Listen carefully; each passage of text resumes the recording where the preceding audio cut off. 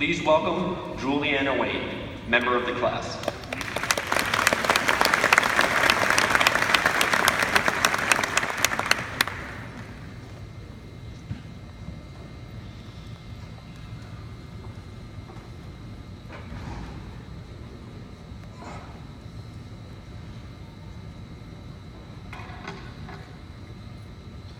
Good afternoon. 327s, 211s, 1/9, 1/30th. Most are probably wondering what could possibly come from numbers as odd as those. But within those fractions lies a very important message I will share today.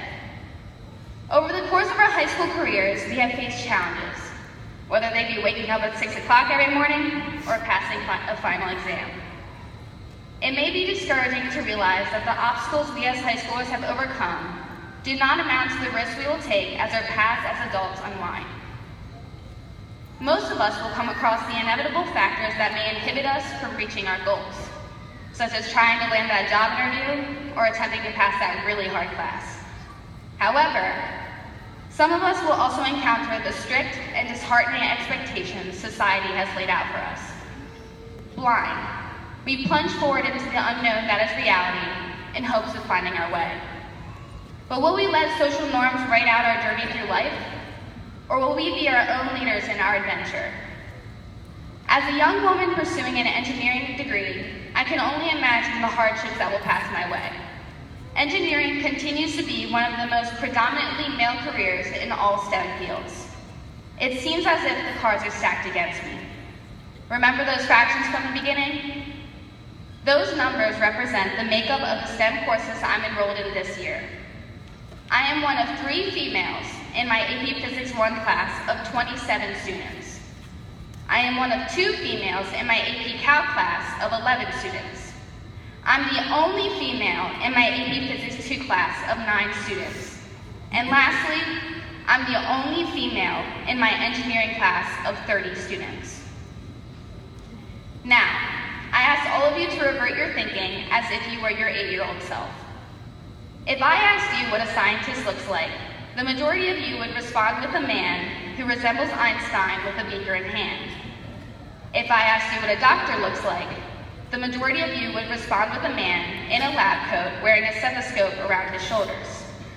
And lastly, if I asked you what a mathematician looked like, the majority of you would respond with a man solving complicated equations on a whiteboard.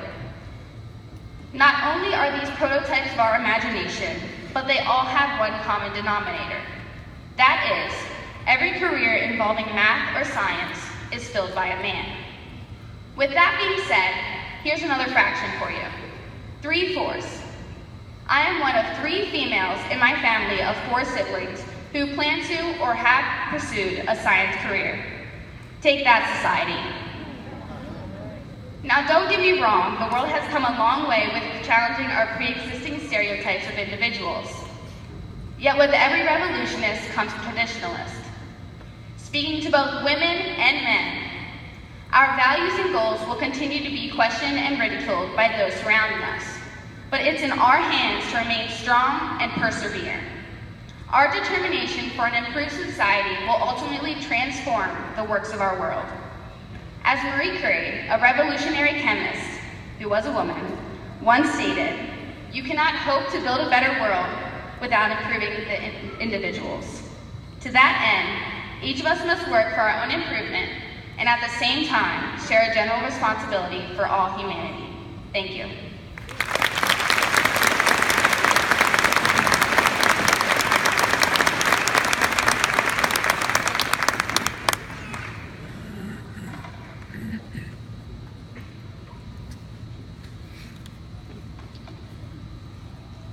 My role at this point